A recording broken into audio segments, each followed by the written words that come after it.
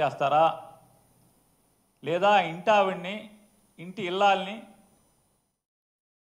జైలుకు పంపించే కార్యక్రమాన్ని మీరు చేస్తారా?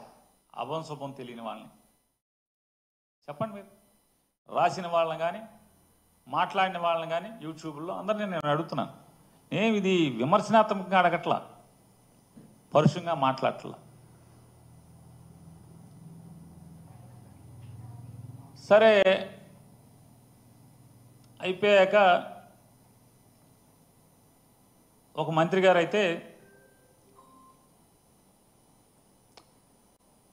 దొంగతనం చేస్తే రాజకీయ కక్ష ఏంటి, అదేంటిది ఏంటి అని మాట్లాడుతున్నారు.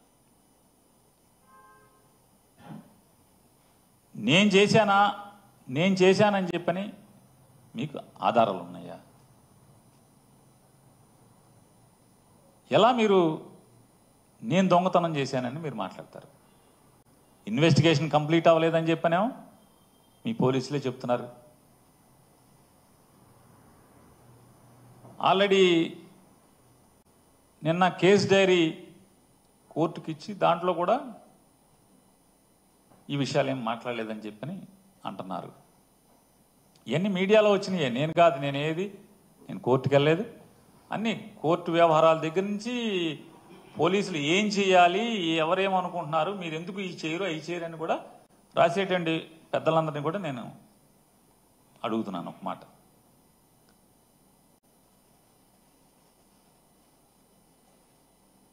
కేవలం అద్దెకి ఆశపడి గోడౌన్ కడతమే తప్పితే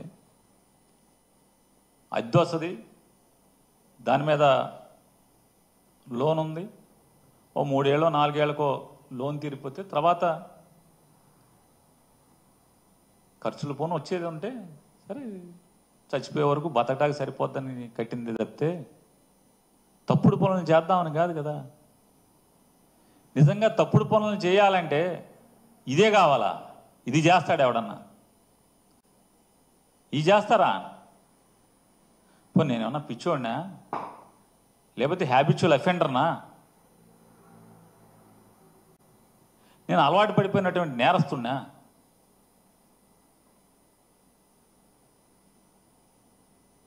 మంత్రిగా, ఈ రాష్ట్రానికి మంత్రిగా నేను పనిచేసినప్పుడు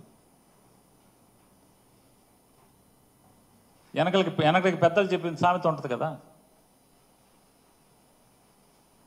మంచోడి మొహమాటం మాంసం కూర ఉన్న దగ్గర, భోజనం దగ్గరను చూడమని చెప్తారు. అంటే నాన్ వెజిటేరియన్ తినేవాళ్ళ సామెత అది. నేను మంత్రిగా పనిచేశాను కదా, ఇవాళ ఉన్నటువంటి డీజీపీ గారు నేను కలిసి పనిచేశాం. ఆయన ఆర్టీసీ ఎండీగా, నేను రవాణా శాఖ మంత్రిగా.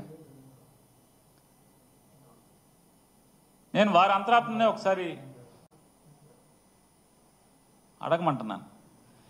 మనం కలిసి పనిచేసినటువంటి ఆ కాలంలో పేరుని నాని అనేవాడు మీకు ఎక్కడన్నా తప్పుడు పని మీకు చెప్పటం కానీ, లాభాపేక్షతో మీకు ఒక ఆదేశం ఇవ్వటం కానీ, మీ మీద ఒత్తిడి చేయటం కానీ, లేదా పాత డీజీపీ గారు కూడా ఉన్నారు, రిటైర్డ్ డీజీపీ గారు కూడా, వారిద్దరూ నేను కలిసి పనిచేశాం. ఏనాడన్నా ఒక తప్పుడు పని, కక్కుర్తి పనికి మీ మీద ఒత్తిడి చేయటం, మిమ్మల్ని అడగటం, మిమ్మల్ని ఆదేశించటం ఇప్పుడున్న జరిగిందా? నా క్యారెక్టర్ మీకు క్షుణ్ణంగా దగ్గరగా చూసిన అధికారుల్లో మీరు ఉన్నారు. లేదు, రవాణా శాఖలో వందల మంది అధికారులు ఉన్నారు.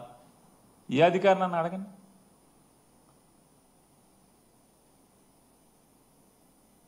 ఇవాళ నా గురించి చెడుగా మాట్లాడుతున్నటువంటి ఒక మంత్రి గారు,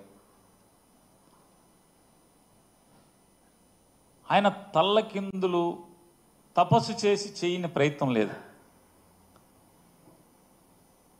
నా భార్య జయసుధ మీద కేసు కట్టించడం దగ్గర